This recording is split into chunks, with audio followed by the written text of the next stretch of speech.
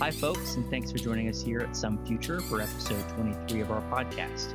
We're your hosts, Jack and Chris. Hey. What's up, Chris? Hey. Chris coming from New Jersey. I'm coming from Atlanta. That's it.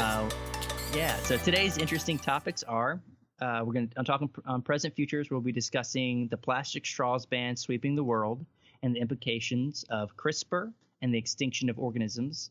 On Paleo Futures, we'll be discussing the Manhattan Project. And on FizBiz, we'll be discussing Donald Trump's tariffs and what does it mean for you. As always, we hope that you enjoy our show, and please visit our website and blog where we post our supporting materials at www.somefuture.org. Follow us on our Twitter handle @somefuture, or visit us on our Facebook page, or simply connect with us on LinkedIn or Facebook. We always welcome your engagement with questions, concerns, or ideas of things you would like to hear about on our podcast by emailing us at somefuturepodcast@gmail.com or by engaging with us on social media. Now let's see what the future has in store for us in Some Future. That's Some Future.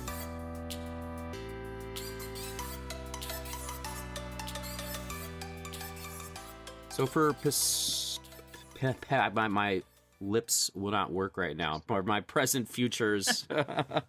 My present futures. No, we're good. We can keep going. We can edit it out. We can keep it. Doesn't matter, right? So present futures today.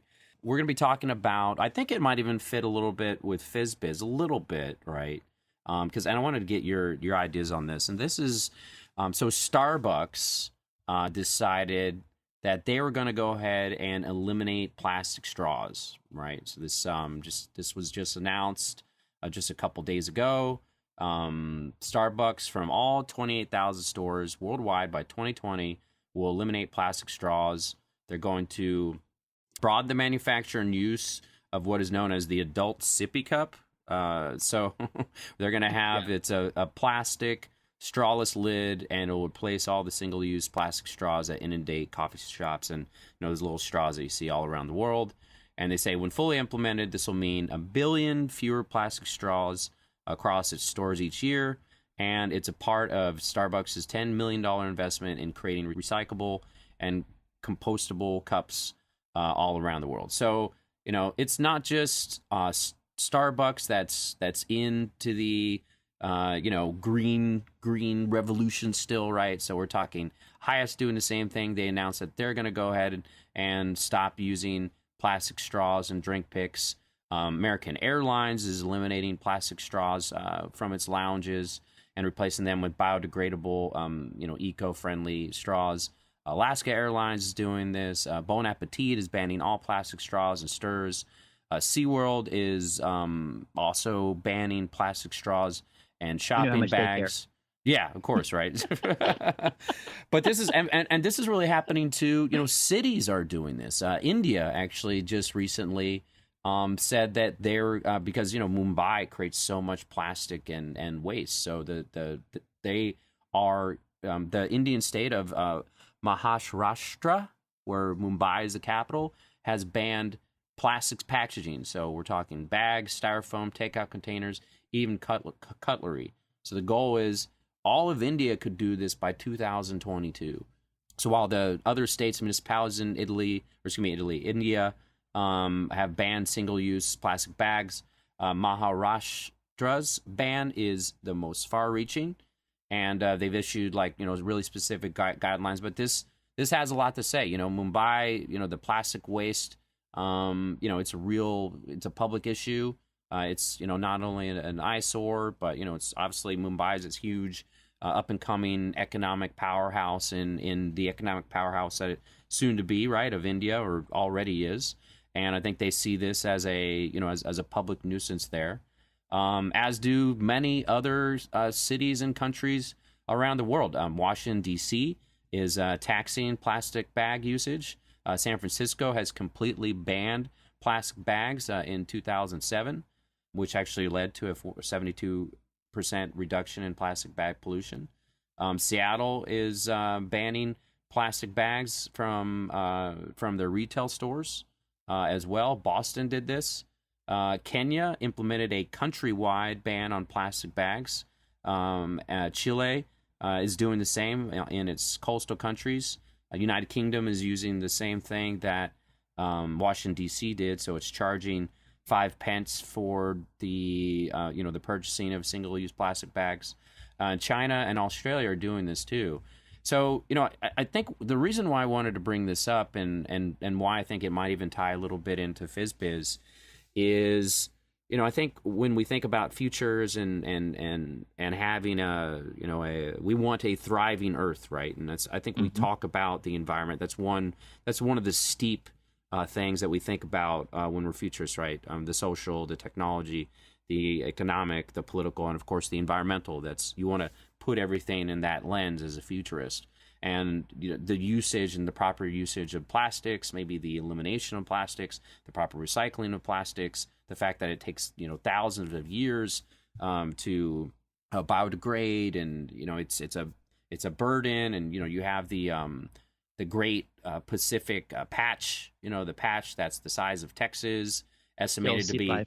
Right. Yeah. 700 square kilometers. It may be even as many as 15 million, depending on, sort of how they decide to do it.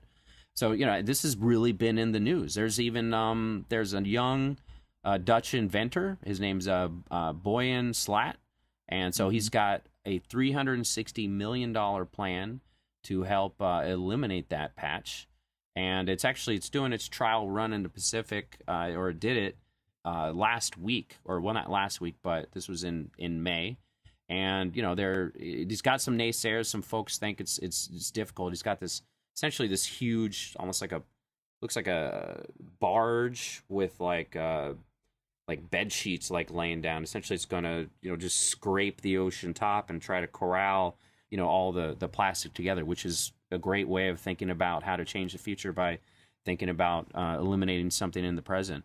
But, going back to all this, right? Plastic's a huge issue. We got to figure out what to do with it.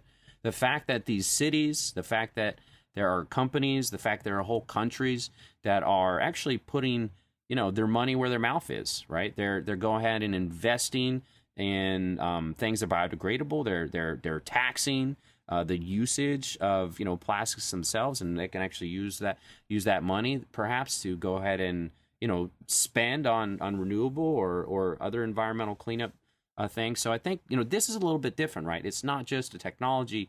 It's not just the idea, right, which is an old idea of recycling. It's actually the public policy and different ways that you can actually move to make a better planet. And we're doing this through economics, right?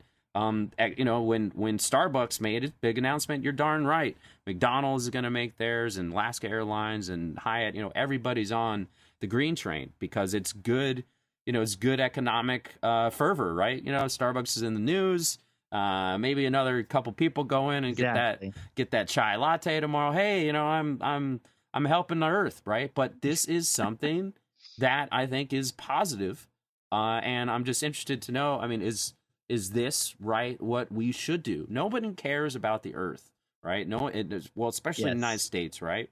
With the Trump administration or whatever folks that feel, well, who cares about the environment or global warming? This really doesn't exist. But if you put money and economics behind it, there's a chance that you might be able to at least at a baseline help change the future of the earth, right? And this is a possibility. So I'm just wondering what your thoughts are on this. I read a New York Post editorial, and they're like, oh, this is a scam. They're just trying to make extra money. Who cares about this whole plastic bag? I mean, it's a straw. Like, really, is a straw going to kill us? Right. You know what I mean? Like, you're really doing some big work with the straw. So yeah, I could see it. I could see it in your eyes. I could see you got some eye roll in there. So yeah, I mean, what do you think? Do you think this economic incentive is a good thing? Is it or is it a little bit just PR so they can make that much more money? All right, man. So you know that I'm always a pessimist, and especially when it comes to things like this. If things cost people money, then they're less likely to do it. So you're right. This is a PR stunt in my mind. I think that banning plastic straws, which is what most of these companies are doing. They're not banning, styrofoam or anything else that they're using tons of, and that it's not recyclable and all these other oil byproducts. No, they're just plastic straws and single-use items. I mean, that's sure. Maybe it's a good start, but I mean, here's the thing: instead of banning these substances, so I actually did a little bit of research for this one because I actually wanted to see where did plastic come from, and like how long have we been using it, and et cetera. So I actually looked up how long we've been using plastic. So believe it or not, we have been using, as a species, have been using plastics since around 1600 BC. So when Mesoamericans used natural rubber for balls, bands, and figurines. Middle Ages, they used treated cattle horns. They were used as windows for lanterns. But it wasn't until like the actual 18th century with the Industrial Revolution where we developed new ways to make plastics, especially with vulcanization, which was created by Charles Goodyear. Obviously, you recognize the name. Parkinson was created, which was the first man-made plastic, which was created in Birmingham, England in 1856. After World War I, plastics became more prevalent with improvements in chemical technology, and then mass production of many different types of plastic that we use today really began in the 40s and 50s. So we have two main plastics that we use and that these materials are made out of. So that's polystyrene and polyvinyl chloride, which is is PVC, which is what a lot of plastics that we use today they're made out of, including the straws. They're actually produced by, if you look at so actually a German chemical company was one of the ones who invented that one, and they were called BASF, and they're still around in the 30s. They created that, and then a British company called ICI actually created PVC in the 30s as well. So right there, you see there's been a long history of plastic. It's only recently that it's just grown out of proportion because everything's made out of plastic now. Things that you may not even realize are made out of plastic, like shopping carts. They're not made out of metal. They're made out of plastic. Clothes. A lot of our clothing has plastic byproducts in it. Golf balls, computers, cars all have plastics in them. And so instead of saying, hey, let's just ban plastic straws and then have people sip out of sippy cups and all that crazy lib BS that that you and I go over, but I mean it's people want to feel good that they're helping the environment and when they're drinking their $7 cup of coffee. I find that all as BS. I mean, sure, there's a ton of substitutes actually out there that are being created and have been created for the past couple of decades that could just replace the plastic straws. If these companies actually cared, what they would do is they would just say, all right, we're going to pay a little bit extra for something that will replace the plastic straws or to replace these single-use items. So one other thing I wanted to talk about was that there's the different types of replacements that are out there. So they can use traditional glass, not necessarily for straws, but like for, a lot of things that plastics are using, cloth. So there's PDCs, which are additives that allow plastics to be turned into carbon dioxide and water and a biomass with no harmful residues. So you actually add that to the plastics, and it would do that. Believe it or not, you can make plastic type materials out of milk protein. So you could use it. It basically makes a material that's very similar to polystyrene. Chicken feathers. So there's tons of chicken feathers. You talk about killing two birds with one stone.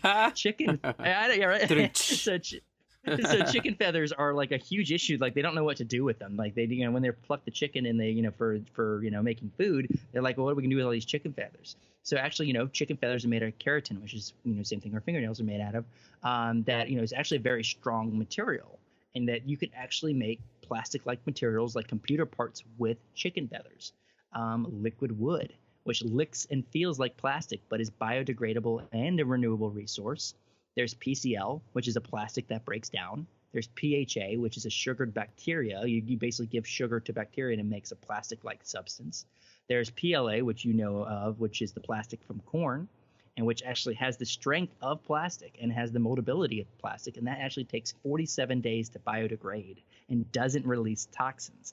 All of these things are things we could be doing instead of getting rid of plastic straws. I mean, that's the crazy part of it. So, I mean, that's me in the pessimist saying, hey, you know what? If they really cared, they'd put their money where their mouth is. No, absolutely. Well, maybe that's what we can do, right? We can do our next present futures on, the exciting world of material science, because that's the other thing, right? You're right. Remember, plastic it's a derivative, really, of the oil industry. And the oil industry, they're not in their death throes by any means. Renewables, they still have a way to go, and renewable cars have a way to go as well. But if the oil industry loses to electronic cars, and plastic's all they got left. You know, they're not going to want to give that up either, right? So they're getting hit on all sides for sure. So you know, I think there's going to be a lot of need for real material science that makes sense and that's sustainable with everything. You know, like this is beyond just plastic. We're talking about, you know, rare earth metals that are in all of our cell phones and all of the technology we have going on.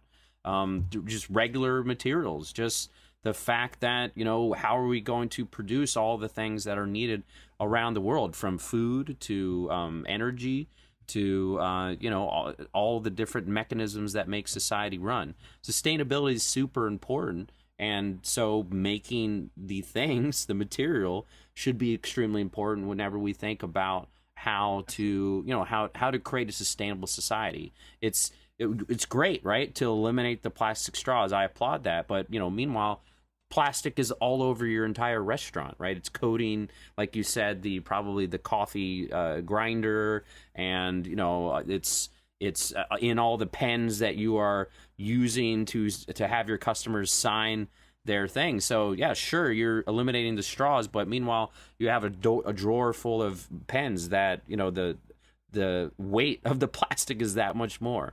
So I completely agree. And, you know, your pessimism shines sometimes. Well, actually, most of the time, 100% of the time, Jack, because Thanks, Chris. yeah, because you looked at it in a truly inspiring way, right? That's the best way to look at it. So not just see something as a PR move and say, forget about it. Actually, let's think about what are the materials that we can start to use that are more sustainable. What are the investments that we can do besides eliminating straws or eliminating plastic bags? What's the next stage of sustainable material development we could do? I think that's a good next present futures to get on.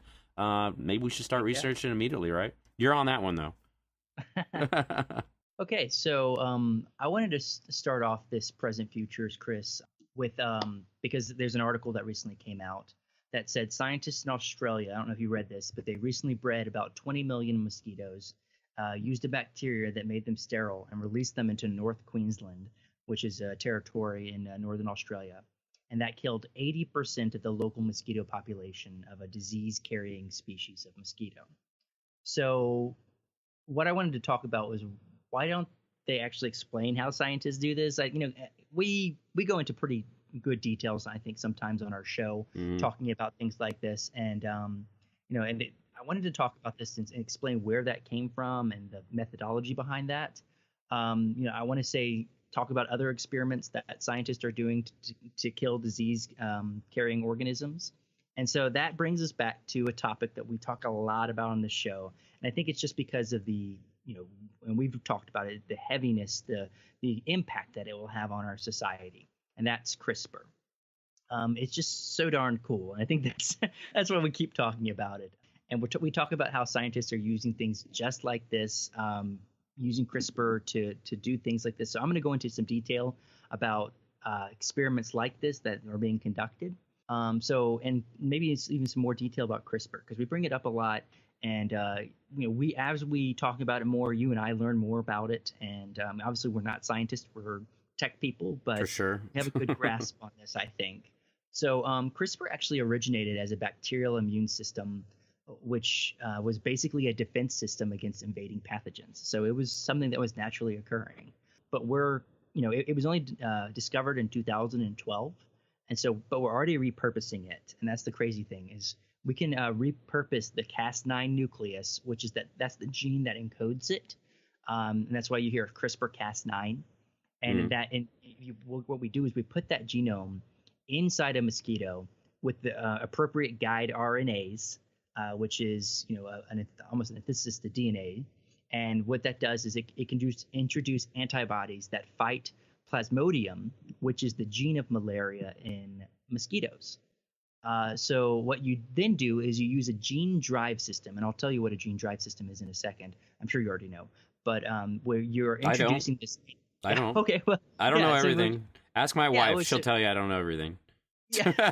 So this is a gene drive system that you're introducing into the population, which instead of the organism So what that means is that instead of an organism having a 50-50 shot in inheriting genes, because that's usually how genetics works, it actually gives it essentially 2 copies of that same gene to pass on, and then all of those genes get passed on to future generations.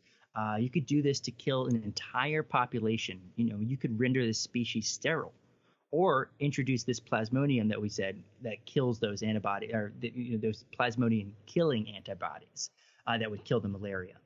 The risk being that this would be a very hard thing to fix if there are unintended consequences, because as we know, it's very hard to unextinct species. But you have to think of this, and scientists have been covering this, and we'll post this in our supporting materials. There's tons of TEDx talks about this, where they talk about, well, what are the implications for humanity? Think of the implications for Zika virus, for malaria, for other diseases that mosquitoes carry, or other disease organisms that pass these on to human beings. I think you have to keep in mind a couple of things. There are hundreds of different types of mosquitoes. So we're not saying kill all mosquitoes, because that would probably be a very bad thing. Because only a few of these, like aegypti or Anopheles, are those mosquitoes are the ones that carry malaria and bite people. And several of them are important aspects of their ecosystem, the mosquitoes that don't bite people or carry those diseases. So we could just selectively kill the bad ones. So if you think about other species that this could be used for as well, that, think about this, ticks. I don't know if you've recently heard, but Lyme disease is actually making people allergic to red meat, and I think that's a crime against humanity. But but yeah, so that's think about that. So let me get into the what a gene drive actually is. I know I covered a little bit. Oh, please, yeah, let us know. Yeah, so a gene drive is, so that we can edit the gene. We edit the gene with this Cas9 and using those RNAs. But what a gene drive does, it actually puts those same tools of CRISPR into the gene, which allows CRISPR to edit and paste itself. So think of it like a self-pasting application. That is a gene drive.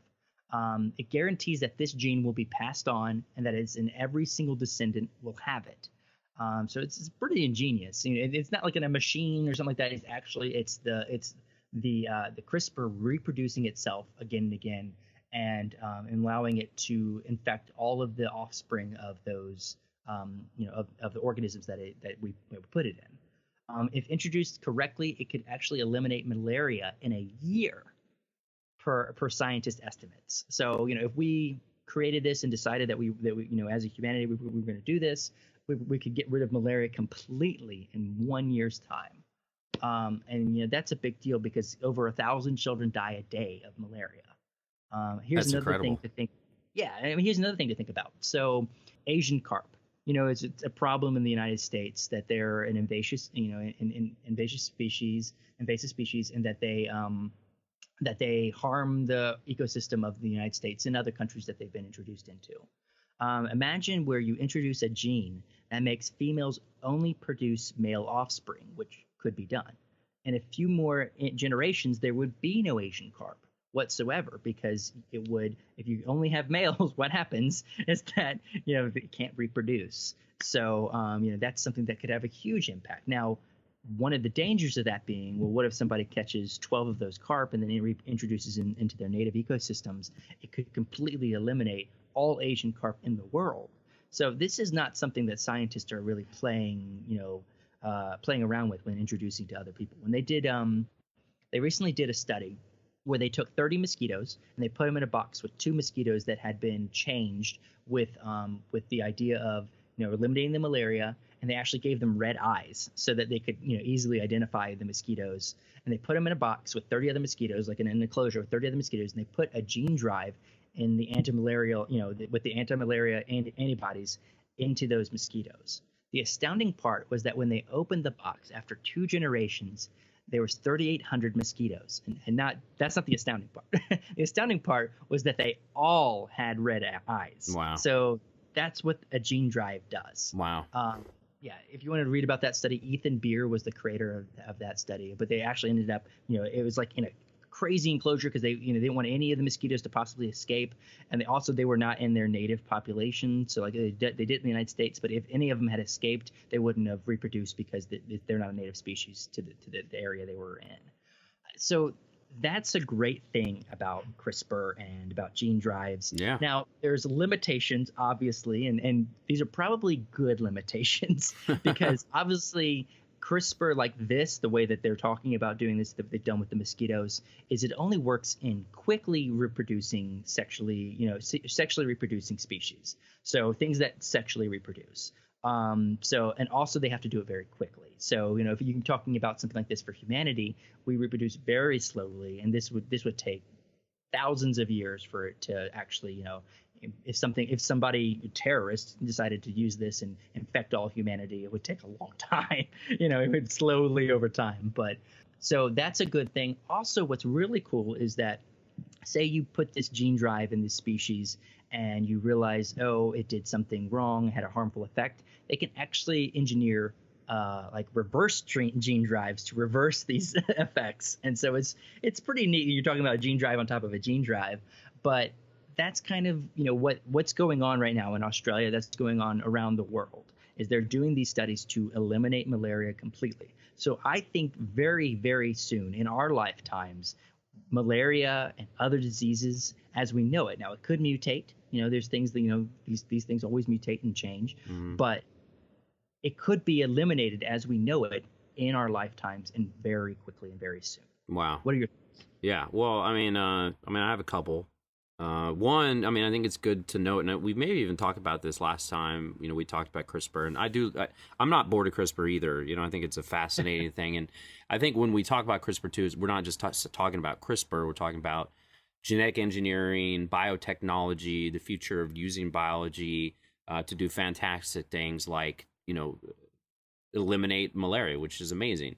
One thing that I don't even think we realize, maybe we don't realize it as much as maybe sub-Saharan Africa or anything, or maybe places in Latin America, malaria is the number one killer of people around the world, for the entire world, forever. It's number one, like by far. Mosquitoes kill a bunch of people, and more than war, more than plagues, more than earthquakes and all the other GMOs and all the other stuff. Ooh, you're terrified of terrorists. Malaria is a huge killer. So having a technology that can wipe that away, with a couple computer keystrokes is pretty fascinating. So it's always good to see if we can keep on living on Earth. The one thing though that I'm always hesitant on, because I'm finding out the more and more that we impact not only our environment, but also what we do to the environment, how we introduce things to the environment, or even what we eliminate. There are black swan events. There are things, systems thinking.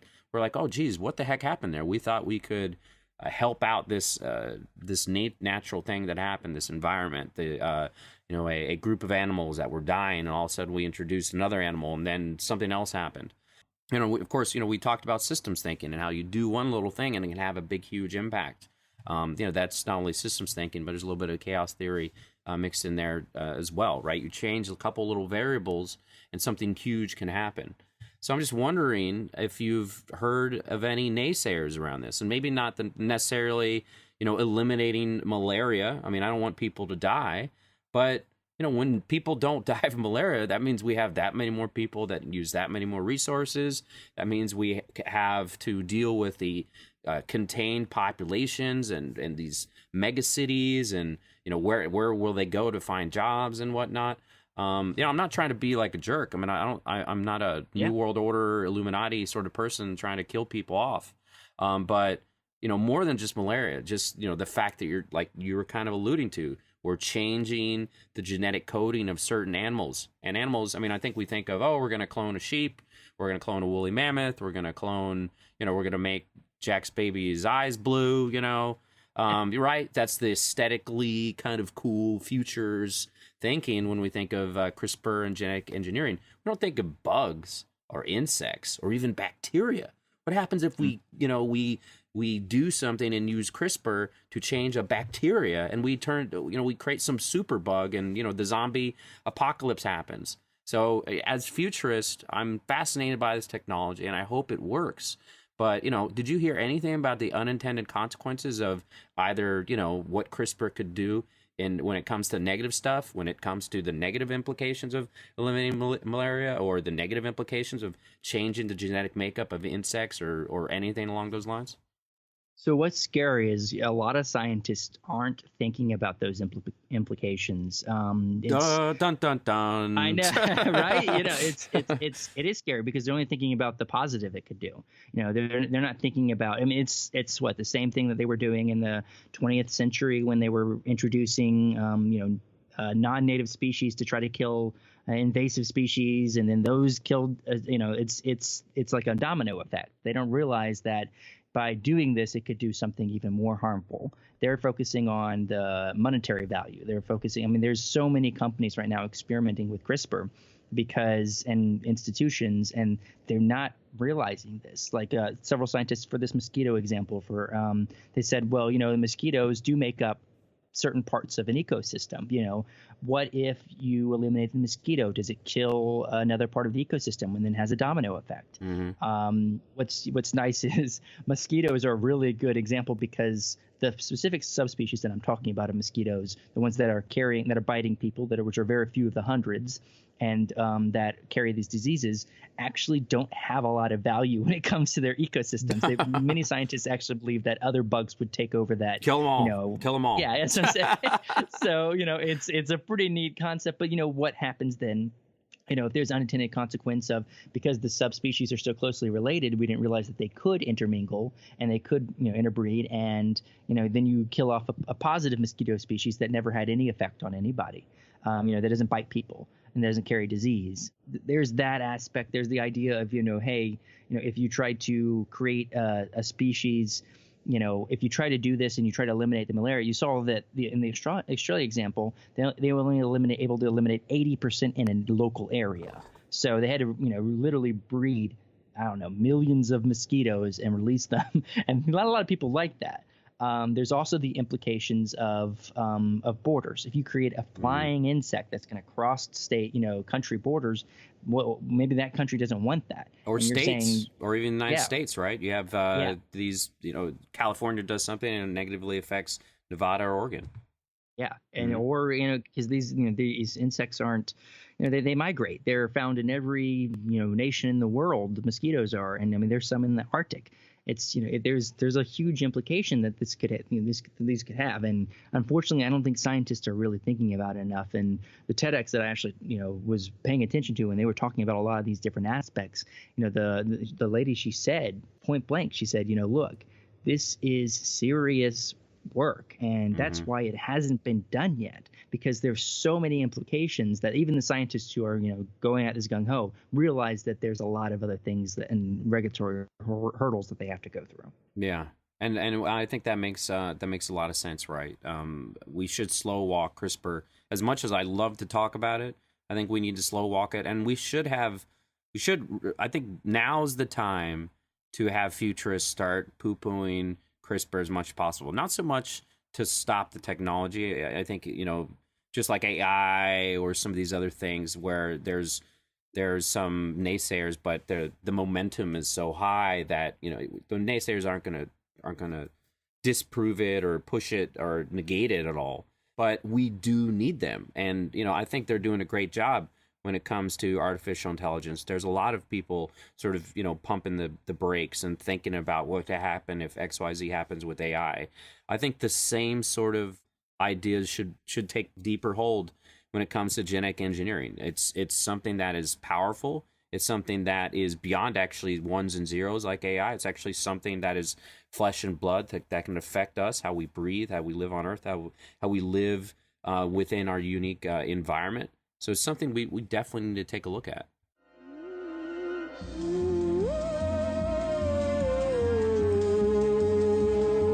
All right, so for Paleo Futures today, I wanted to get a little maybe conspiracy. We really don't like talk conspiracies, much on the podcast, Jack. We're truth tellers, right? We're science guys, technology guys, we're business guys. We like to come from the truth. But when we look at Paleo Futures, this story is just totally fascinating to me because it's a story I think some of us know. It's a story that some of us don't know at all. But it truly is a conspiracy, right? A government secret that was made secret with, hundreds of thousands of people all around the country to create technology that ended up changing the world, right? Which is crazy, right? And you think, oh, that's made up, and these things never happen. These secrets going to get out, like why? How could the government ever do XYZ conspiracy you want to talk about? Well, guess what? They did it. They did it in going from 1930s to the 1940s. I'm talking about the Manhattan Project. I think you even have some personal history there that you want to share. And of course, let's get into the Manhattan Project. What is it, right? So essentially, the Manhattan Project was really what made the first nuclear weapons, right, from America. It was the beginning of the nuclear age. So it was a research and development undertaking during World War II that produced, like I said, the first nuclear weapons. It was led by the United States with the support of the governments of the United Kingdom and Canada as well. So from 1942 to 1946, the project was under the direction of Major General Leslie Groves of the United States Army Corps of Engineers. Nuclear physicist Robert Oppenheimer was the director of Los Alamos Laboratory that designed the actual bombs. And then the Army component, sort of what made the whole thing go, it was designated the Manhattan District. And so they pretty much helped create, the first nuclear bombs, the first nuclear bomb that detonated in the Alamogordo Gordo gunnery range on 16 July 1945. And a month later, which, I actually, when I started reading about this, I was like, wow, a month later, that's pretty crazy.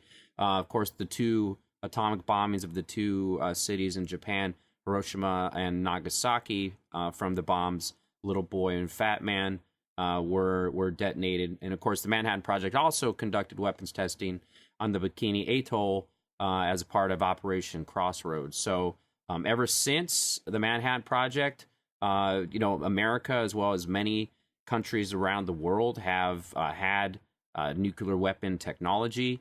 And pretty much this technology has been under the guise of the United States Atomic Energy Commission and the Department of Energy.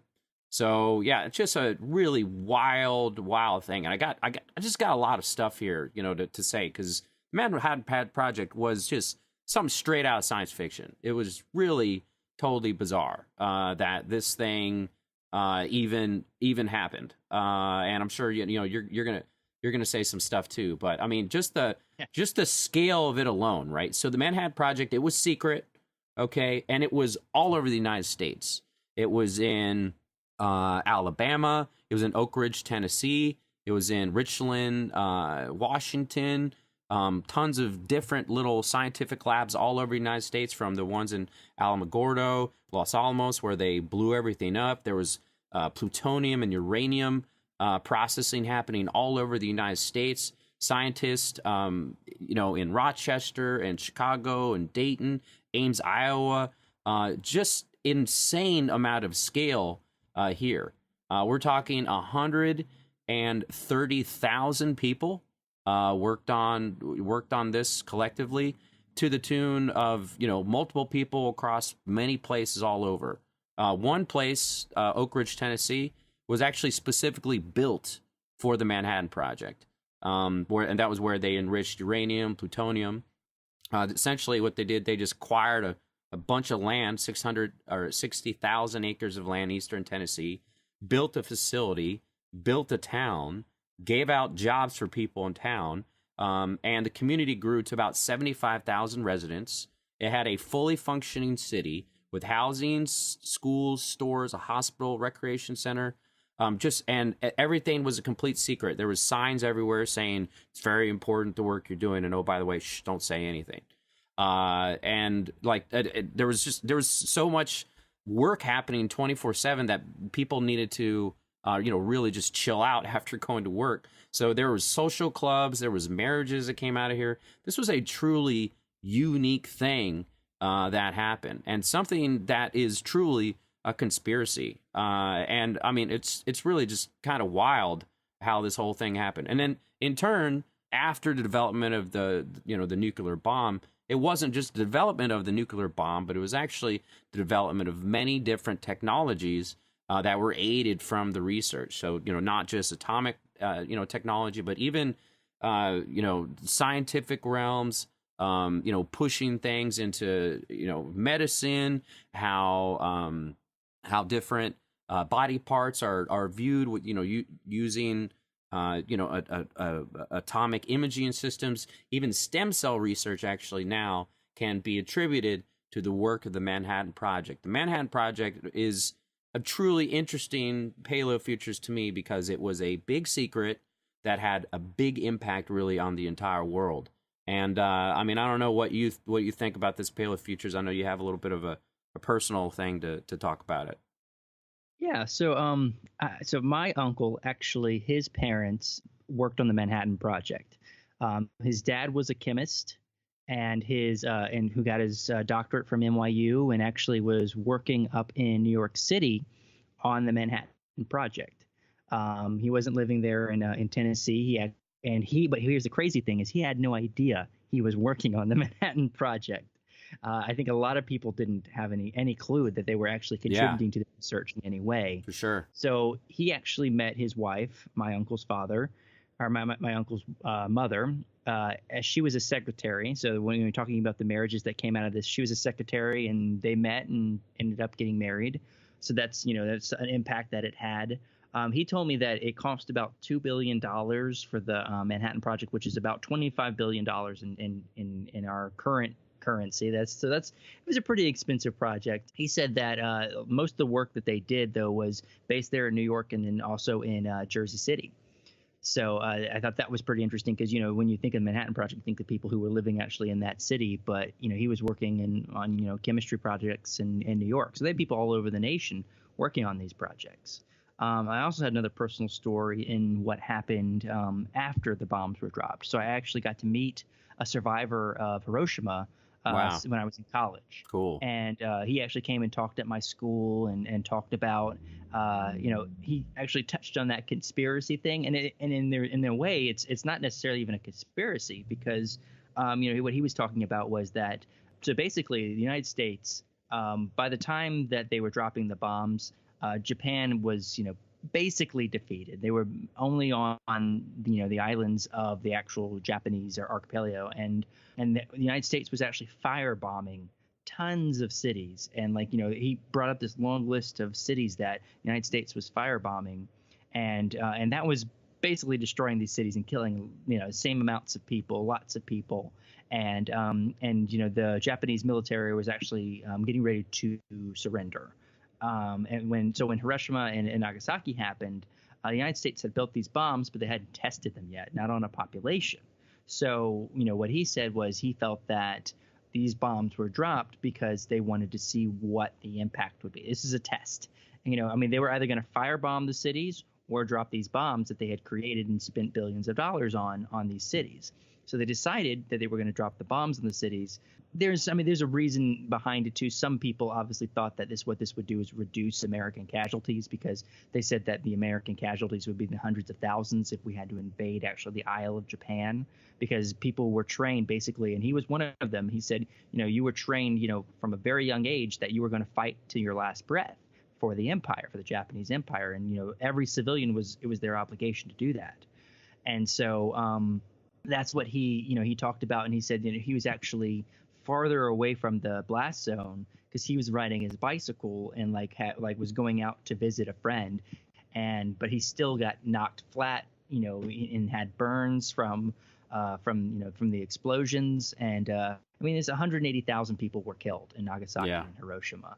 So that's just kind of gives you an example of the devastation of these weapons. And that's why I said it's not necessarily even they wanted to test it. They could have firebombed these cities, but they wanted to test it too because they thought that maybe this new weapon also would shock the Japanese into surrendering and possibly saving thousands of Japanese lives too by because when they were going onto actual Japanese places, there were people who were killing themselves as opposed because they were told that the Americans were horrible and that they were going to kill everybody and so that they were told that by the military. So they were jumping off of cliffs, and they have video of Japanese citizens throwing themselves off of cliffs because they were so concerned.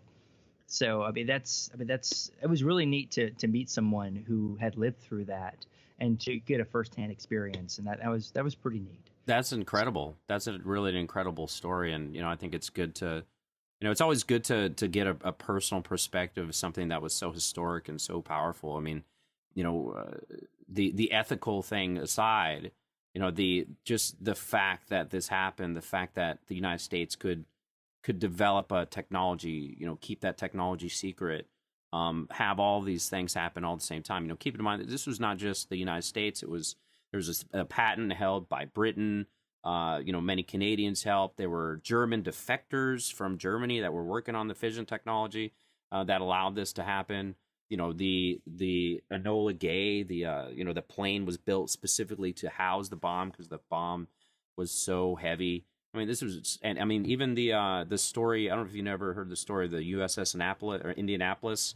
It was carrying the bombs over to Japan, and it was hit by a torpedo ship or a ship or either a submarine, something like that, and like 300 people went in the water, and 200 of them died, were eaten by sharks, and it was that story that helped propel Jaws. Actually, and I think there's even maybe a movie about it. It's really fascinating if you ever read about that.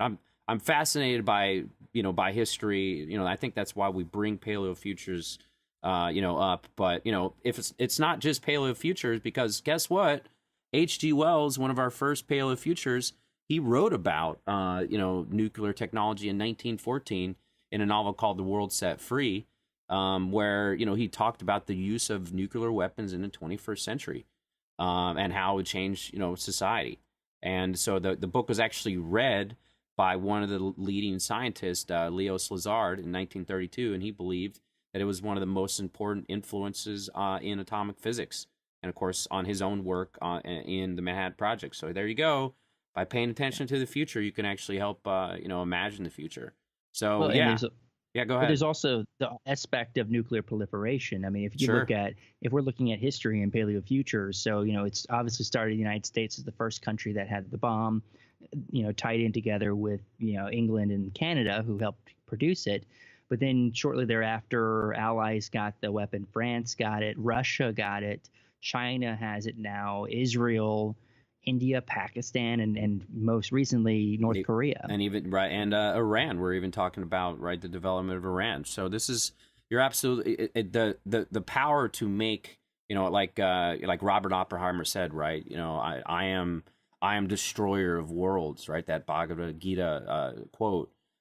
He said that after the Alamogordo bomb went off. Nuclear weaponry is something that was really thought of in the 60s and 70s. They did war game exercises. We spoke on another futurist, Herman Kahn, and that's what he did. He war gamed what it would be like to deal with nuclear winter. So, I think this brings it back, right? What do we do? What are we doing here, right? It's just, we're not just discussing really cool technology or interesting directions on how the world could work. We're actually discussing the future of mankind, both in the positive and negative connotations.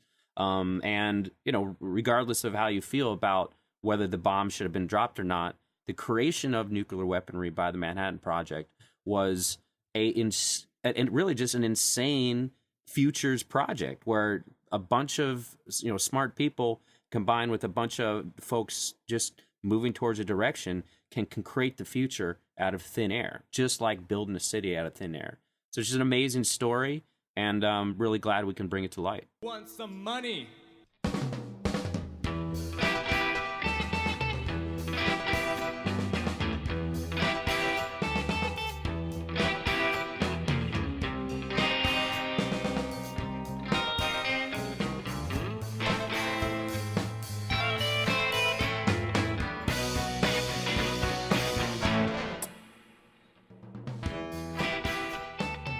Folks, it's time for FizBiz. FizBiz. Yeah. and today, so Chris and I we're going to forgo our usual disclaimer with this handy dandy title that I've just now made up in my head. Cool. It's The Terrible Truth, Talking Trump Tariffs and Trade Tiffs. Wow. Again, what a headline. What a headline. Yeah. Okay. So, ladies and gentlemen, unless you have been completely ignoring our president since he was elected, and putting your fingers in your ears and just going la, la, la, la, la. It's actually a very real and looming issue that we here in the United States are on the verge of an all-out trade war with numerous other countries. So Trump began his attack on the trade deficit by first lobbying foreign steel and aluminum, also known as aluminium by our British friends. Trump has continued to say that the United States trade deficit with other countries is bad for our country and our manufacturing industry, and keeps saying that he's actually going to win.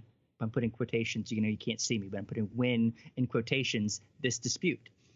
This is actually something that is not new to the president's recent actions, as he expressed his concerns with the very real and very costly issues of Chinese trade practices, which flaunt international law and has cost the United States and many other Western and non-Western nations billions of dollars from intellectual property theft and other illicit trade practices. He said that back in 2014, folks, before he was elected. So if you're mad now, he said it before he was elected. So I want people to basically to understand where Trump is getting his logic. We have to first investigate what tariffs are and why countries implement them. The fact is, tariffs are not new in the world of commerce and have been in place for hundreds of years, largely to protect domestic industries that could be seriously harmed by a cheaper or inferior product reaching their wider populace and disrupting industries that are vital to that country, such as agriculture, defense, or other industries that could be threatened by a global war or a localized shortage by a supplier. So if you go back to the Chinese as an example, they actually had and still have a number of tariffs that many around the world would consider perfectly acceptable, which helps their domestic industries grow, prior to allowing foreign industries to come in and dominate an industry that could be vital to the success of their nation's economy. Another example, European cheese tariff is in place against United States dairy products that exist to protect local industries. And here, ladies and gentlemen, is our crux with tariffs. On average, they do not protect the average consumer, so that's the U part. Instead, they protect the industry that they are designed to protect, which means higher priced goods for you and me, and the fact that all the stuff that we buy from places like Amazon may be a bit higher next time you go and try to buy it. So this is where we get into the discussion on free trade. Something that Trump actually brought up at the G7 summit, but which nobody wanted to talk about, which means no tariffs on any industry from partner countries. And this might also mean the end of subsidies on goods that are locally produced but hard to sustain, like many agricultural products in the United States, which also might mean more expensive average foods for customers. I understand that, but less tax-paying dollars going to subsidize those foods. So then why did President Trump pass tariffs on foreign steel and aluminum? The answer to this actually is very complex, like a lot of trade policies, and please excuse us in our brevity on this subject, but we've only had an hour to talk about this. And, it's essentially China is at the center of this again. Over the past few years, the Chinese economy slowed down, and tons of steel and aluminum that was being produced by the Chinese for domestic use was no longer needed, and the manufacturers of these products were suddenly left without a buyer. So, at a deep discount, they began to offer these products on the open market, which drove down the price of domestic steel for places like the United States, threatening to harm a domestic industry that, remember, is vital to the people of the United States, where we know we make a lot of things out of steel, like, warplanes and ships and vehicles.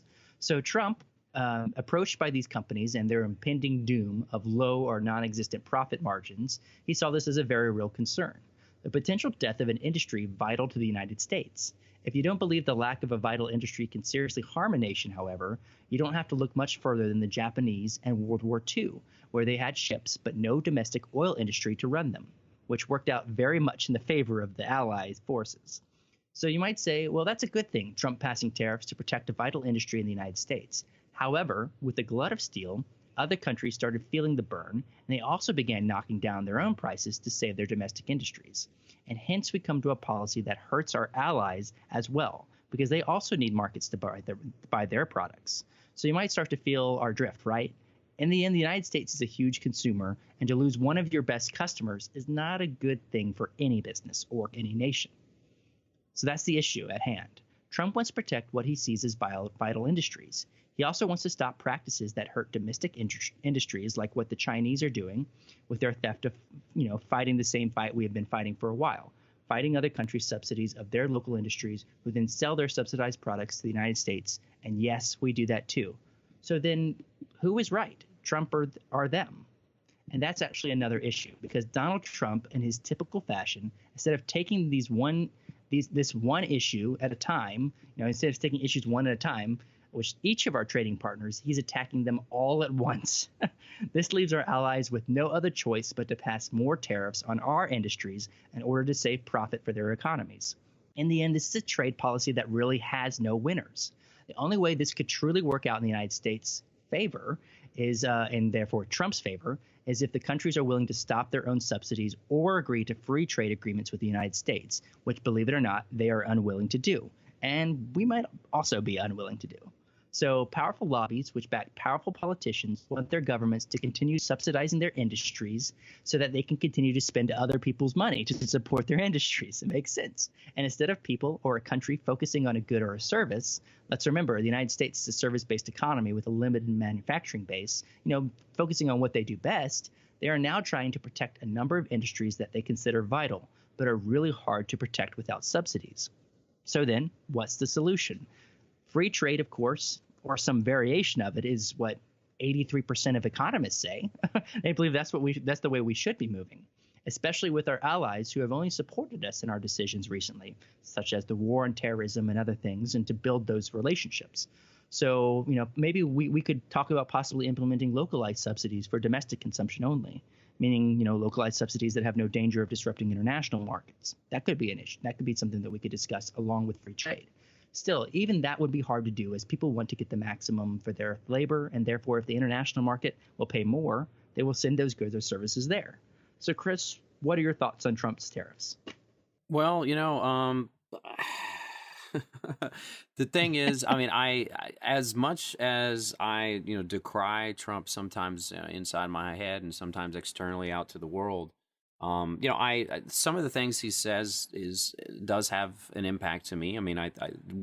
Some of the reasons why he wants to force these tariffs against our trading partners to the north and south, Canada and Mexico, or Europe or China, is what he feels are unfair policies. And I don't think that's necessarily wrong. I think it's a positive thing to actually not be laissez-faire with free trade. I think there should be regulations, which essentially, what is he doing? That's so funny how, the conservative Republican Party all of a sudden is actually talking about regulatory reform and talking about in embedding regulations, which is exactly what a tariff is, right? To sort of change the rules of the road to make sense for the home country or for the person who's imposing them. So I do see a need to maybe crack a few deals and make some things. What I disagree with is the sort of all-out thing. It also looks like things aren't necessarily pointed to sort of broad-based tariffs. Some are pointed towards very specific products, but it seems sort of haphazard the way he's implementing it. One thing I find that's particularly fascinating about this is that as Trump imposes these tariffs, other countries are actually starting to create even more mega regional deals, right? So China now is the head of the TPP and is leading in trading partnerships. I don't know if China has this huge, I forgot what it's called. Trading bloc. Right, well, not only the trading bloc, but actually the road system. So they're trying to connect the new Silk Road from China all the way to Europe, one road. They're doing heavy investment in Africa, creating these huge investments in ports and railroads and all sorts of ways that they can actually increase trade. And when you increase trade, that's actually good for both countries because there's specialization that can be enabled, and in turn, more trade for everyone else. And, it's a more interconnected world. It's not an isolationist world anymore. That's what globalization has taught us, is that it's not a separated world where you can just build your own. And to tell you the truth, China actually could be more protectionist if they want, and they do act that way sometimes in their work, and they do nefarious things. It's good to we should note that they're some of the reasons that he's retaliating with these tariffs, and it is because of their intellectual property theft. I think that's a big problem. How they deal with their currency. I think that is also so. There is some truth to what he says. I think the implementation is bad, and I think what happens too is as we pull away from the idea of free trade and we look more and more in isolationists, that means that the other countries that we don't play well, they're going to go ahead and create free trade protections, platforms, agreements on their own without us, and in turn they will be in the driver's seat. So I think what it sets up is it sets up a world where America actually doesn't lead. And in some ways, Trump's America first may end up America last, because we're not going to be the world leader. We're not going to be leading the table. We're not going to be leading the discussion. And what happens when you lead? You're able to understand the mechanisms of the road. You can kind of control what works and what doesn't and make it go in your favor. But when nobody likes you, nobody wants to work with you. And when nobody wants to work with you, you end up getting screwed in the end. I mean, and I think that's a big problem that, a narcissist may not see. Yeah, well, I think that you brought up some very good points. I think Trump, he is portrayed in the media, at least, in a lot of the media, as it's very, unintellectual. He does not very good thinker, has not all the experience, but this may be a very good thing because that may be his ploy all along. He's trying to get free trade agreements. I think what he's saying is with his America first, people think, oh, well, that means everybody else last. No, what he's saying is that he sees these agreements like this. Like, I think part of the reason he pulled out of the Paris Accords is because the United States had to fund, large portions of it. And he said, well, why should we have to do that? He's seeing that we're getting the short end of the stick. And that's why the trade deficits, that they're a bad thing, and it may or may not be. But I think he is trying to focus on something that is an important aspect. Since World War II, we have been the sole superpower, and we've been funding a lot of these things. And when, why can't, and it's at the detriment of the United States. When, why should we have to do that? I think one reason he said he's talking about pulling out of the WTO is because, America is just another member. In fact, we are a large nation, and why don't we have more say? And there's the issues of, China may be in the WTO, but are they really paying it, or really doing it? They're saying, oh, yes, we'll do this with one hand, and the other hand, they're stealing these IP secrets and things like that. They found a way around it. And that's the United States is left, bearing the short end of the stick. And, I don't see that as a bad thing when we talk about, hey, I would love it if Trump said, hey, and he said it to the G7 leaders. He said, look, you talk free trade, completely free trade without subsidies. Let's talk.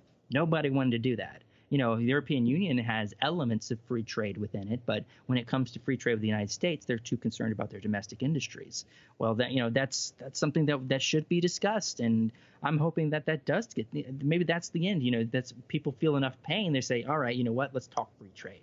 Maybe that will happen. I'm really excited to see if that does. If not, you're right. It could go very poorly for the United States. I mean, and I wrote this on LinkedIn the other day. I said, no general in history has ever succeeded by attacking in all directions at once. If you look at Napoleon attacking Russia, if you look at Hitler attacking Russia, I'm not comparing Trump to those people, but if you look at those examples, if you attack on multiple fronts, you will lose. And instead of focusing on one country at a time or one trading bloc for the European Union and then focusing on China or vice versa, he's focusing on everybody all at once. And that's ultimately going to hurt our economy, at least in the short term. And I don't know what's going to happen in the long term. Yeah. And, I really think that, the world is better interconnected. I think, globalization is a good system for human progress. I think it's very complicated to run a world economy. It's hard enough to run a country economy or even a city economy, but it's even harder to run the global economy. And that's essentially what these trade pacts are, right? It's creating rules to sort of make a balance, to position the economic engines and by the way, the economic concentrations for certain countries to be able to fully develop really capable, ways, really great economic engines for prosperity for everyone as best as you can by creating correct frameworks, by doing what you can to better, the economic prowess of these folks. And I don't think not having protections, I don't think moving away is complete free trade is correct. And what's really actually interesting about this, and I think, believe it or not, technology and AI might be able to help us with this too, right? The introduction of quantum computing, I think, is going to have a big impact when it comes to economic evaluation. And and quantum computing, as we've spoken about, is just sort of taking off right now. I think that also we're being able to use these complex trading mechanisms, we should move even beyond just the idea of the contracts themselves. But how about a global economic analytics, basis where we can actually look at, how much rice or how many things are being moved at a certain time. That's one thing that's actually opaque when it comes to trade is the trade, right? There's estimates, there's ideas, but we've got the crashing worlds of the Internet of Things. We have more and more companies creating their own satellite systems so they can have interconnected data analytics embedded everywhere. We are entering the data age, right, where everything can be measured and viewed. And what that means is that everything can be measured, including trade. So I think there's a possibility that maybe, along with a deft hand of choosing which trade, free trade is important, along with which protectionisms are important, we may be saved by the engines of economic prowess that's like AI, like data analytics, like real-time sensors, so we can actually understand what trade is happening in real time, so we can make business decisions in real time. Perhaps instead of making a trade pact that we sort of evaluate every 5 years or 10 years or 20 years, we can evaluate trade pacts on a monthly basis, depending on what we see that's happening in the marketplace. I think there's a real chance for technology to save us when it comes to the global economy. I think we have to think bigger. We can't think United States versus EU versus China versus Turkey versus sub-Saharan Africa. I think we have to think, how do we get this whole thing to interoperate? And when I see that, I see a world of analytics, of data, of sensors, and of understanding truly how we can have economic prosperity around the world.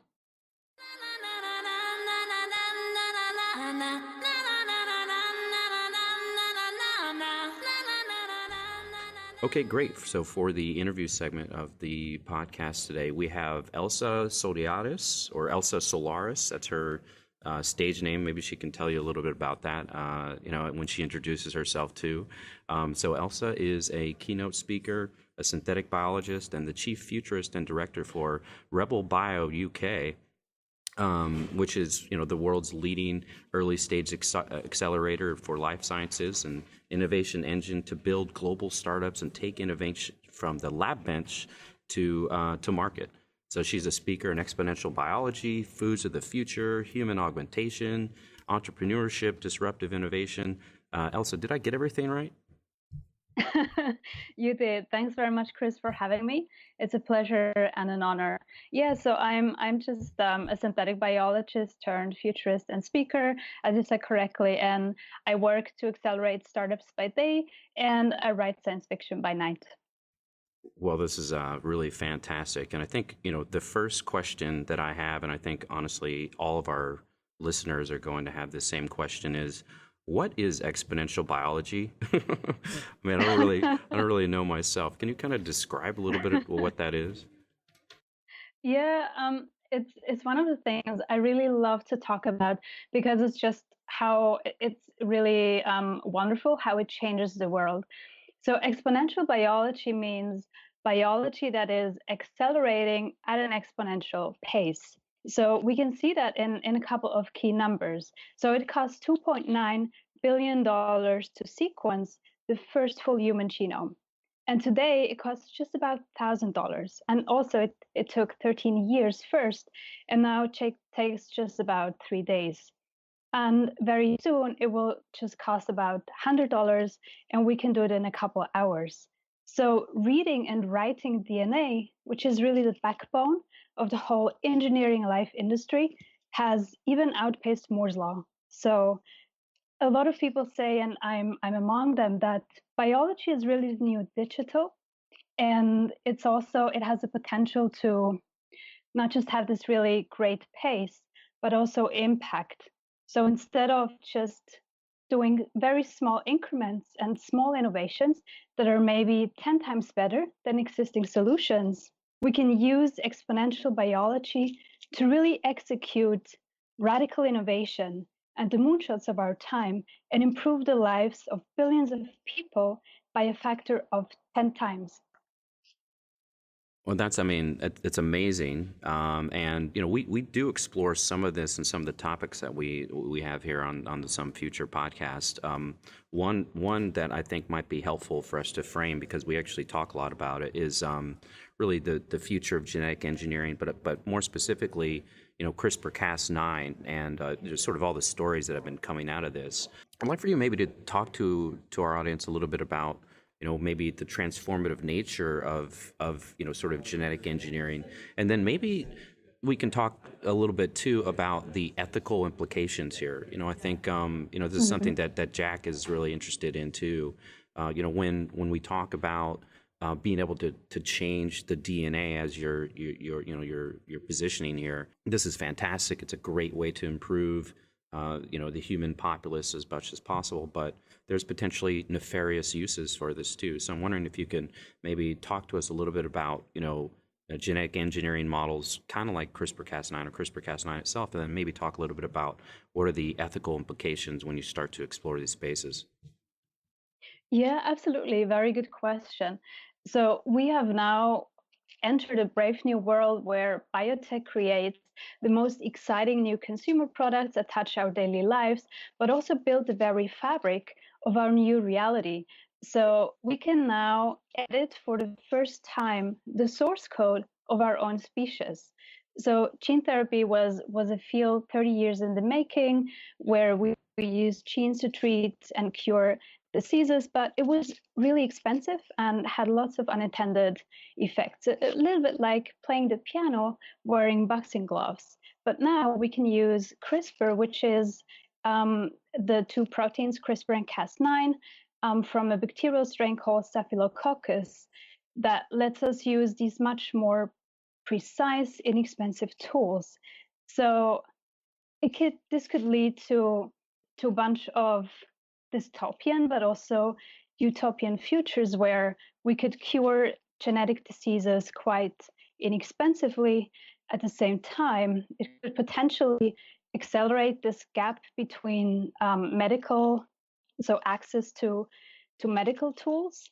It could mean oppressive governments at some point could use it to control their population.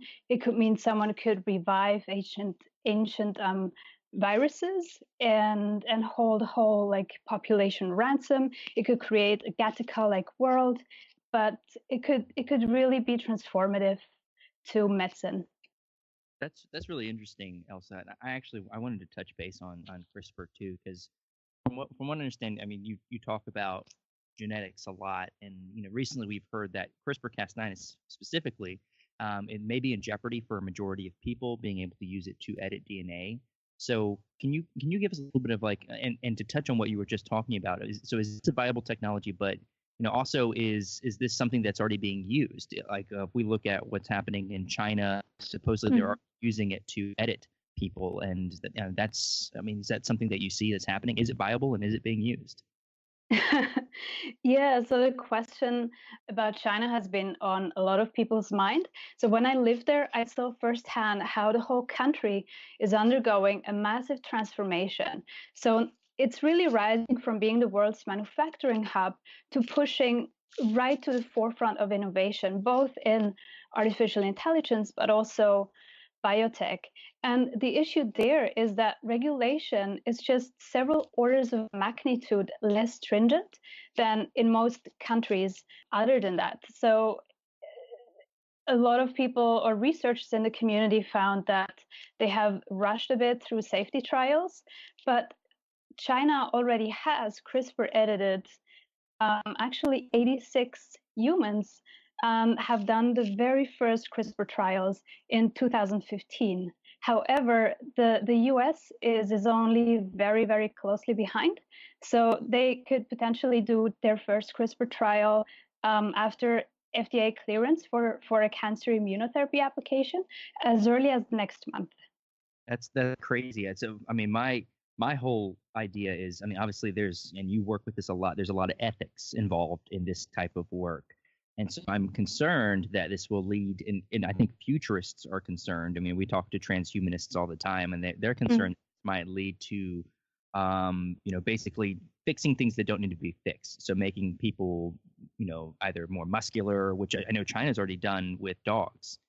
They did, yeah. Yeah, and making things. Do you see that becoming an issue? Because ethically, I think China does have ethics. I'm not saying they're not ethical, but when they don't have as many barriers as like in the United States or in Germany or in Europe, is this going to be an issue in the next couple of years? Yeah, the question about like, are we potentially going to evolve into distinct sets of new species where the former has access to the most advanced medical tools and genetic engineering tools, where others could be shut out of this revolution? I think in some ways we're actually already seeing this in our very daily lives.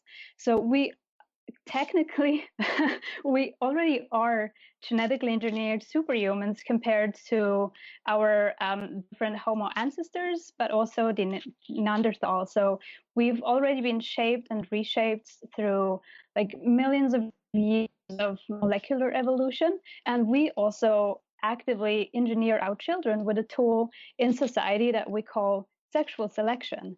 However, I think it has a lot of truth to this, and I just mostly see it as a way it could further accelerate the health gap. So we could at some point enter a world where so just to give actually a brief background, so there's now one of the first gene therapies for a very rare hereditary eye disease, and it costs almost $1 million.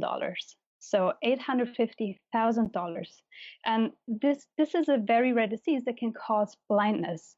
So if you are one of the few people worldwide lucky enough to have a thing like this covered in your health insurance, you're extremely lucky. For the rest of us, it could mean either having access to a really, really expensive one-off curative treatment, or literally going blind.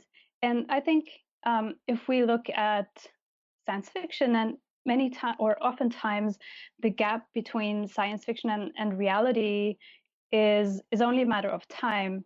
So I could totally imagine that, like, if you have a child suffering from a rare genetic disease, you would actually be forced to go into somewhere abroad in a kind of cyberpunk-like secret genetic engineering type bazaar to receive an experimental do-it-yourself treatment, which biohackers, as you probably know, already are now experimenting with.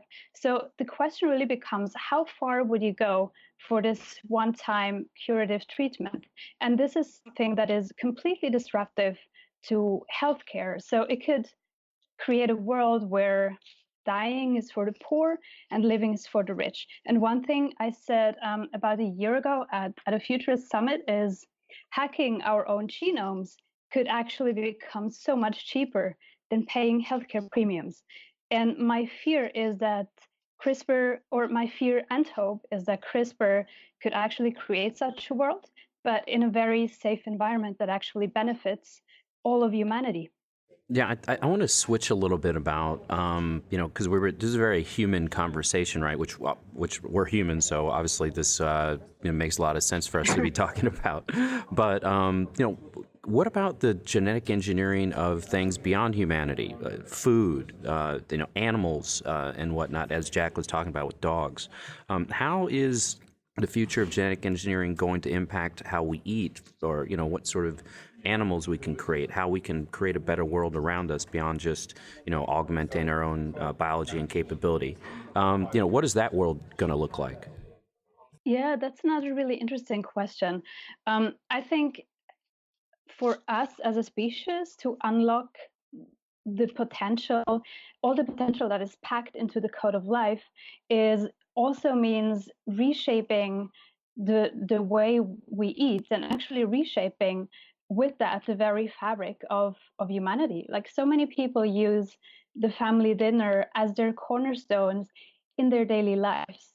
And I think in the future we will use more and more reprogrammed cellular factories to build food, but also even build entire cities out of new fabrics and biomaterials, and even bring our species to Mars. So I think one thing that the food industry needs is actually a trip to Mars, because we still have so many people starving and so many of our food going to waste, that I think radical innovation is the only way to save the species. And I think something like biomimicry is going to become a leading design principle. So it means looking to nature to unlock the most resource efficient designs that have been curated through hundreds of millions of years of evolution. And this could also mean actually building food in vitro, so like lab grown meat. So this is one thing that I find is extremely interesting about biology, is that we can build cellular food like lab grown meat. And this has a really transformative potential to disrupt the global meat market, which is a $90 billion industry. So we can now grow meat in a petri dish and even bioreactors. And the price to do that has dropped 30,000 times from, I think the first was the first like 5 ounces of beef muscle tissue was over $250,000, and now it costs just about $11. So there has been a massive like acceleration of the pace. The costs have come down, and I think this is really promising, because if we can learn to efficiently feed ourselves, or even feed astronauts and colonists, we can also feed the millions of people starving today, and especially the people who are looking for protein in their daily diet. That's really cool, Elsa. So I actually have a follow up to that. So one thing that we've talked about on our podcast a lot is GMOs, genetically modified organisms, food specifically.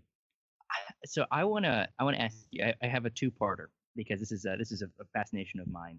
Are we going to create plants that taste like other foods, or foods that taste like other foods? Because obviously, one thing we've talked about is the how eating meat is actually very unsustainable for Mm-hmm. humanity. Is that something that you work with, that you've seen? And also, what types of things can you see us using these tools for when it comes to animals? Do you see us creating, basically, I hate to say it, like have like a god complex and creating smart animals, or what do you see that some of the useful things that could be used with this technology for those reasons? That's an excellent question. So I recently saw that Andrew Ng, one of the kind of godfathers of AI, said AI is the new electricity. And I think genetic engineering, you could say the same about genetic engineering, or say that to humanity and to our future, it's as important as the written language. And I mean, it's literally language. And I think it's beautiful to think that we can actually re-engineer our food entirely. So I think one of the greatest potentials of plants is that we can genome edit plants to like not just serve as, or to grow faster. Plants could potentially become factories as well for medicines. And just as the lab-grown meat movement, there's also a huge plant-based meat movement. So I think Leonardo DiCaprio just recently invested in a company called Beyond Meat for making the Beyond Burger. So I think plant-based protein, or even protein-based sweeteners, etc., to unhook us from our sugar addiction can be super interesting. And then another tool with regards to animal, I think, is de-extinction. I think that's pretty cool. I have one more follow-up question for you. So and this kind of plays into this because we're obviously getting into the futures now of what this is. So first off, I know I told you I was going to ask you this question before we started the podcast. So you write science fiction, which I find awesome. And, thank you. Yeah. So my question is, does that have an impact on your work? Like, is that what got you into futures work? Explain a little bit of what you write and why you're a follower, and see if that had any impact on your chosen profession. Yeah, absolutely. Yeah, funnily enough, science fiction was actually really what got me into science in the very first place. So I was about 20 years old when I read a science fiction thriller by the author of Jurassic Park, Michael Crichton. It wasn't Jurassic Park itself, it was another one called The Andromeda Strain. And it just made it clear to me how, at the same time, mysterious and beautiful and potentially dangerous the code of life is. And it's just fascinating to think that something so invisible can literally change the world for better or worse.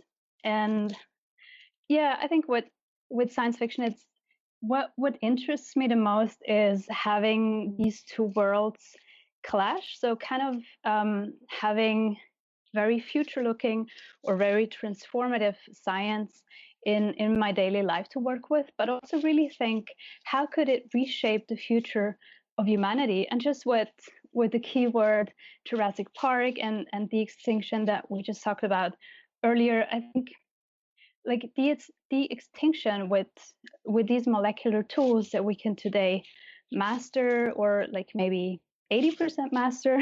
There's still a lot of work, but it's not just about the hubris of humans to build a theme park with extinct animals, but it could really help us actually save the ecosystem. So we're in the middle of an ecological Armageddon. Like the insect ecosystem is collapsing. The tundra is like the permafrost thing is thawing, and there's an actual like serious scientific endeavor to really look at recreating these extinct species. And the permafrost as a ticking time bomb means it's melting, it's releasing a ton of CO2 into the atmosphere, and reintroducing reindeer, horses, and large herbivores actually allows us to lower the temperature by like 15 degrees Fahrenheit. And this was just an interview I read with Ben Mesrich or something. I think he's the author of the book Woolly, which is being turned into a major motion picture now. So I think there's a bit of science fiction and imagination behind it, but also, as always with science, there's actual scientific merit that could really help us create a better future. Yeah, and I wanted to talk a little bit more specifically about, the book. I think you have a new book coming out too, which may talk a little bit about, CRISPR itself, and maybe this can dovetail a little bit into the, we've kind of touched on it a little bit, but I think I'd like to explore, what are the, what a futurist always try to look for, the unintended consequences to us being able to control our own biology and the biology, world around us. One thing I'm thinking of is human beings living too long, and of course, having an economy that it enables people to continue to live and flourish and feed themselves. I think that's really important. Additionally, when we start messing with genetic engineering, will this have a negative impact on how we ingest food, interact with our environment? I think there could definitely be some negative stuff that could come out. Just wondering what your view is, and also do you talk a little bit about this in your new book? Yeah, absolutely. So fundamentally, I'm always an optimist. Sometimes it's harder than other times, but I think generally, so one thing in the science part of my work that I'm trying to show people is that the future is already now. So we can already sequence DNA in the microgravity of space with a little device called the Minion. It's made by a company called Oxford Nanopore, and it runs on an iPhone. Or we can do rapid prototyping of new medicines with liquid biocomputers in a tube. We can reshape our whole economy and store the world's data in the palm of your hand, in like DNA. So I think art is really that the future is already now. But in the book, it's it's been difficult because it's dystopia. So yeah, something bad has to happen. So it's a near future thriller and based on science that one day might just happen pretty much this way. Maybe not exactly, but it's actually been inspired by a research project I did at Imperial College London, which was, funnily enough, about creating chaos in artificial gene circuits. So it just led to the question, what would happen if you could hack time and do this somehow in your genes? So the concept of immortality, and you've mentioned like the lifespan and us living forever, like trapped in in a dream or a nightmare. So it's about a chaos researcher called Etoile, like the star, who has a traumatic past and is thrust into a mysterious futuristic city where biology has become the new software. So people subscribe to cellular algorithms that lets them buy time, and health is its currency. So people are near immortal, and they can just modify themselves with these molecular algorithms and cure themselves of genetic diseases. And at first it seems like an amazing world. And there's even a romance blossoming with an enigmatic AI called Stella. But there's something dark that lures behind this luminous facade, and very soon he's befallen by a horrific and rapidly spreading disease and chased by unknown enemies. So to survive, he must confront his biggest fear, and is like trapped in this horrible thing that's happening to his body, and it culminates in a mind-twisting finale that forces him to even doubt his own existence. Holy cow! I can't wait for the movie. It sounds really good. Well, yeah, absolutely. So, when we finish up, make sure to let everyone know how they can they can connect with that and download it and get it in paperback as best as possible. One last thing I wanted to talk about here, and I think we can dovetail this a little bit as well. What do you think the public doesn't get about the future of genetic engineering? Is there way too much doom and gloom? Is there not enough positive view of where this is going? What do you think our audience and the general public really needs to understand about, what we can do when it comes to the future of exponential biology?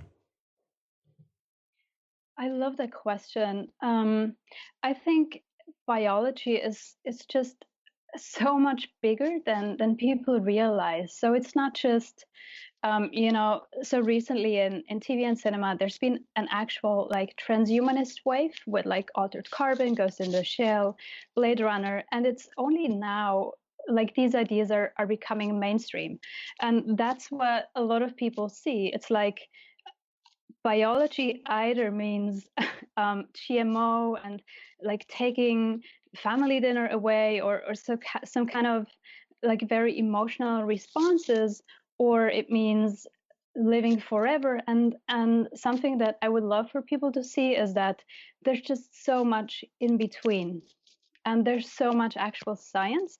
And one thing I love about bio art, so creating art and something visual, something tangible, is that it lets people experience science in a whole other kind of less charged environment. So having like glowing cultures that people can touch, or even looking at our daily lives. So for instance, there's a company called Helix, and it's basically it's like an app store for your genome. So the idea is that you get your genome sequenced, and then this app like lets you explore your own DNA communication as well, to let people engage somehow with what they're actually made of genetically in a non-harmful kind of context. And another way is, yeah, I guess science fiction. So not just, I mean, generally authors. I think it's just amazing when I speak to other scientists. I know that so many of them are actually inspired originally by science fiction, or are still inspired by science fiction. So there's been a recent X Prize awarded to, I think it was for prototypes inspired by Star Trek's tricorder. So the device that lets you like instantly diagnose disease, and it's been awarded to 2 teams. And I think it's just amazing that with technology, and in particular with biotechnology, we can actually even do something that's even better than science fiction, but actually transform science fiction into reality that changes people's life.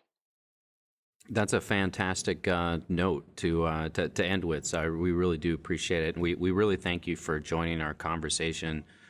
Completely fascinating. We're gonna plug everything that you have on our show notes anyway. Is there anything you want to plug besides the book? Does the book have a title yet? Also, any work that you're doing that our audience should know about? Oh, thanks very much. Yeah, if you're interested in the book, you can purchase it on Amazon. It's called The Antimatter of Death, which is also the name of this mysterious cellular algorithm that I'd love you to find out more about. Or you can connect with me on my website. It's thebiofuturist.io, or find me on Twitter, which is at thebiofuturist. And yeah, I'm looking forward to connect with you. And if you have any questions, feel free to reach out. Thanks so much, Elsa. We really appreciate it. You're a great guest. This is a fascinating topic, something that Jack and I are probably going to explore for many decades. So thanks for joining the podcast. Thanks very much for having me. It's been a pleasure, and I think you guys are doing amazing work. So it's been an honor to be part of it. Thank you.